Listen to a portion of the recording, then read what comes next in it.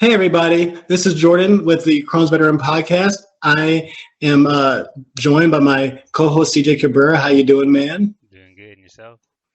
Doing very well, thank you. We are very pleased and very honored and very grateful to have a special guest, Molly Dunham-Friel.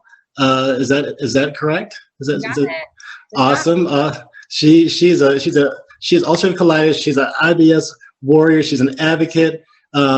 She's just I've been actually following her for a very long time on Instagram, and her content's amazing, all that stuff. So I'm actually really excited about this interview and talking to you and stuff. And so first things first, tell me a little about you, Molly. There's the colitis stuff, there's everything else, but I'm curious about you. Where you're from, all that kind of stuff. Sure. So my name is Molly Dunham-Friel, and I'm the face behind Better Bellies by Molly. I was actually born and raised in a small town in Vermont. For anyone that doesn't know, that's a state, Canada, next to New York, and New Hampshire, Massachusetts, up in New England, small town. I lived in Vermont my whole life until I graduated college. I actually went to undergrad in Vermont at the University of Vermont, and then about a week after I graduated, I joined the Teach for America program, which brought me to Atlanta, and I've been here ever since. So cool. Got in my car, packed it full, and moved here. I didn't know anyone. I'd never been here before. It was kind of a crazy experience. Still kind of processing it 10 years later. But yeah, and so I've been here ever since. Just kind of like started from the bottom. Now we're here, if you know what I'm saying. I was here by myself. I didn't know anyone. I didn't have a job. I mean, I kind of did with Teach for America, but then when that I didn't have a job. So yeah, it's just been like picking myself up from my bootstraps, if you will. And soon after I moved to Atlanta, it came my IBD diagnosis, which followed by my IBS diagnosis. And then, things kind of like formulated from there. And then I lived silently with my diagnosis for about 5 or 6 years. And then I went public with creating my blog in 2018. And I'm so glad that I did. What made you want to come public or go public? Sure. So, that's a great question. I really just was ready to like not live alone with this illness anymore. Like I was ready to be like, hey, this isn't going anywhere. I have this problem. I don't need to be ashamed for it. Why am I so ashamed about it? If I can help other people, it will feel like having this disease has more of a purpose. And for me, I needed that purpose. I wanted to help other people. I had already been on my IBD journey for 5 years. So I did have 5 years experience than someone diagnosed in the moment. So I just felt like sharing my story could potentially help others. And I thought that was worth, the embarrassment or whatever judgment people might have of me. So I mainly did it to help others. and I mean, cool. Well, thank you for sharing.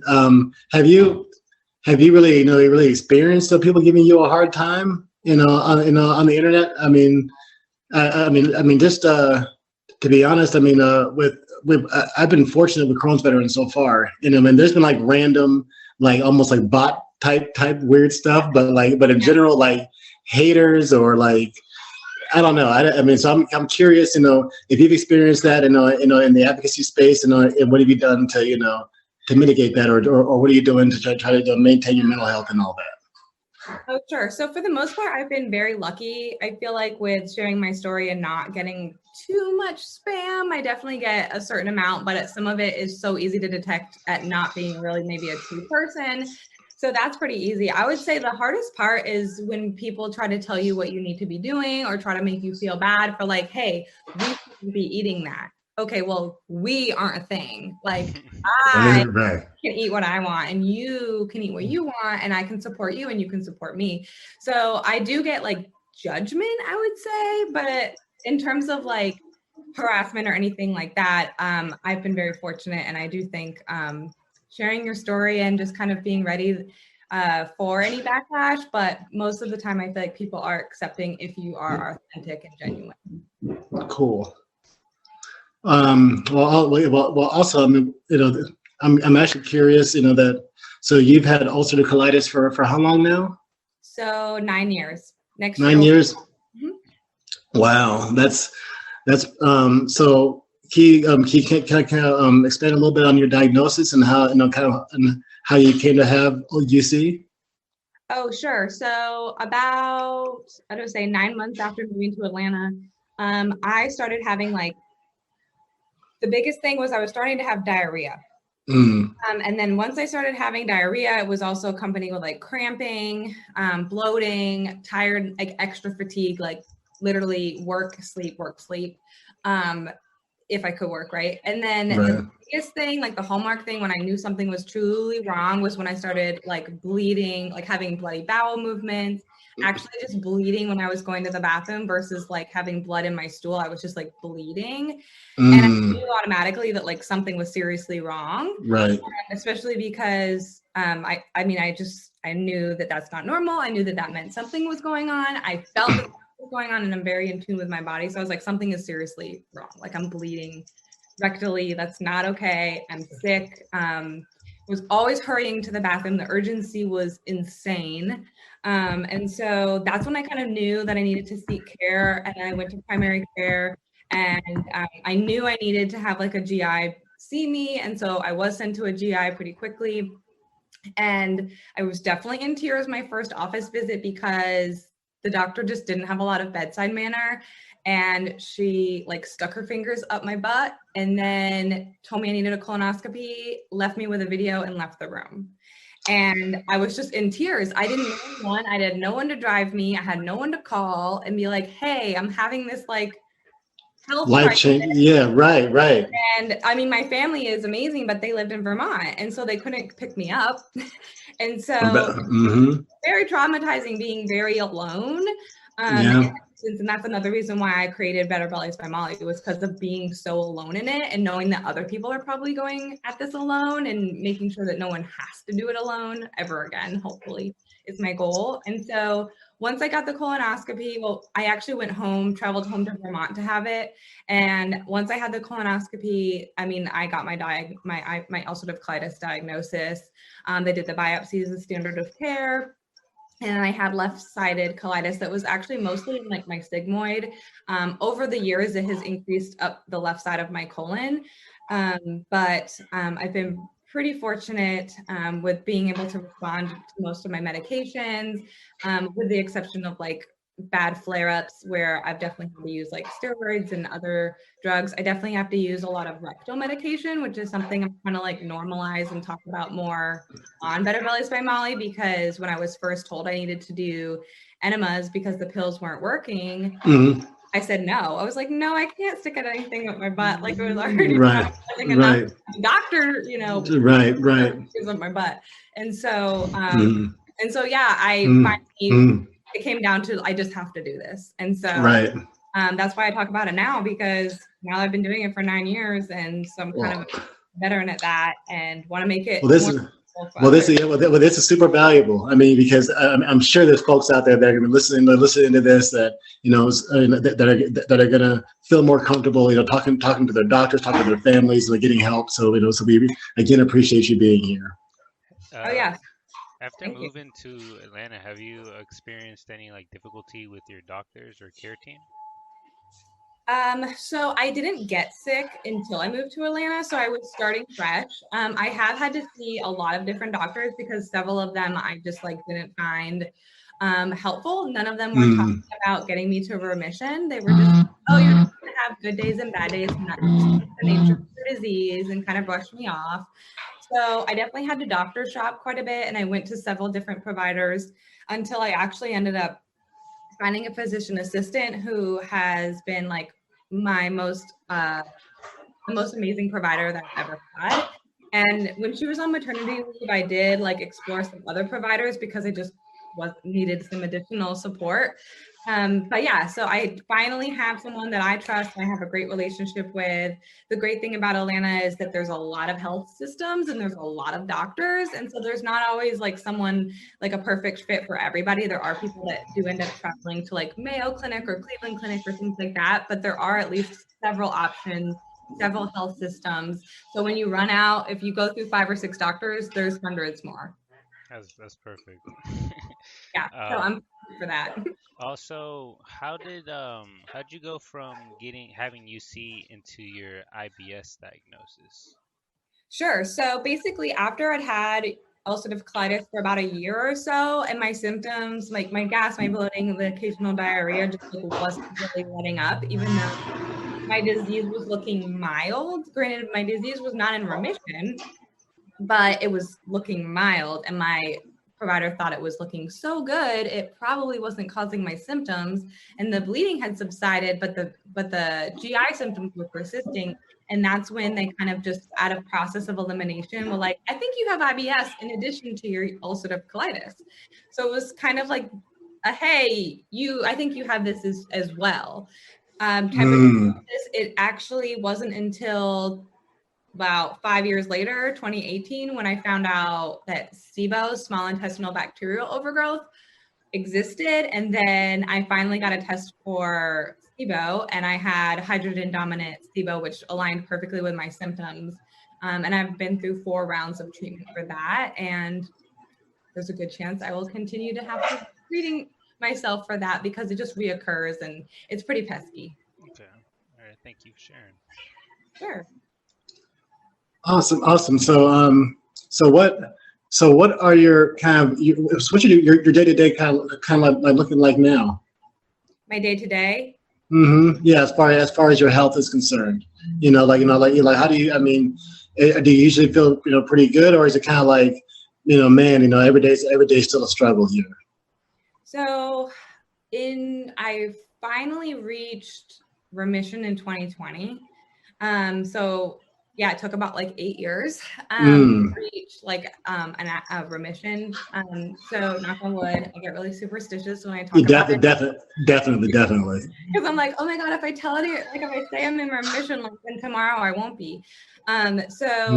Yes, so thankfully, right before I did have a colonoscopy right before the pandemic hit, and so that's when I first found out that like my colon was looking pretty good. I do still have IBS symptoms. I do still have like GI symptoms here and there. I've been doing a lot better.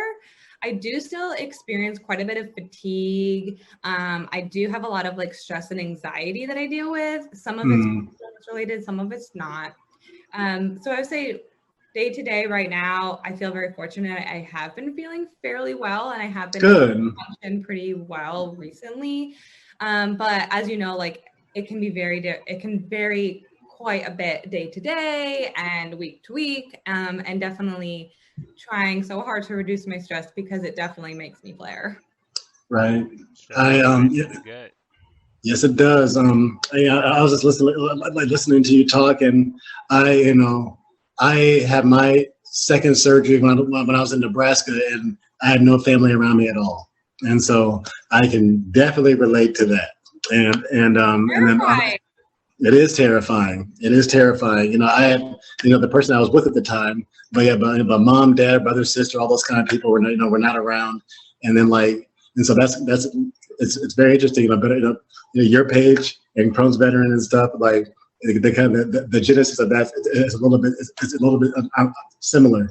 That because I felt alone in the world, and then I created my page, and then I met CJ and all these other great people and stuff, and so yeah, I mean IBD is an isolating illness, and so it's really important, I think, as part of that healing journey for people to reach out if they can. Absolutely, and I'm so glad because especially when you're stuck on the toilet, the one thing you can do is get on Instagram and connect with people who are also stuck on the toilet, and without that, it's very hard to get that contact. It's very hard to talk to other people to be like, hey, you've done these enemas. What did you do? Oh, I have this question, but it's too much. It's too much information. Can I ask? And I'm like, there's no such thing as too much information when you're talking to another IBD warrior. And that's one of the amazing things about this community. Yep. I agree. Like it's just kind of like a really unique bond. It's pretty awesome. Awesome. Like I don't have to know you. I've never met. Like, I don't have to meet you. I don't have to know your life story. I've talked to people all over the world, some who don't even speak a lot of English, and I'm like trying to understand your question. Let's try to work this out. Right. Help too. Right. But that's awesome. So it's so great, to hear that, the things you're doing. Like, if people want to, reach out to you and connect with you and, just, support you in what you're doing, like, how can they do that? Oh, absolutely. So my blog is www.betterbelliesbymolly.com, or you could just Google Better Bellies by Molly. My Instagram is at Better Bellies by Molly. Facebook is the same thing, facebook.com/ or / Better Bellies by Molly. So everything is Better Bellies by Molly. So message Cool. me, follow me. Like, I would love to connect. Happy to be here for anyone. Cool. And also, like, any words of wisdom, that, like, because, you're an advocate, so you're talking to people all over the world. You have all these, cool experiences and stuff. And so just, so for the folks that are listening, that maybe just got diagnosed, any kind of, words from the trenches.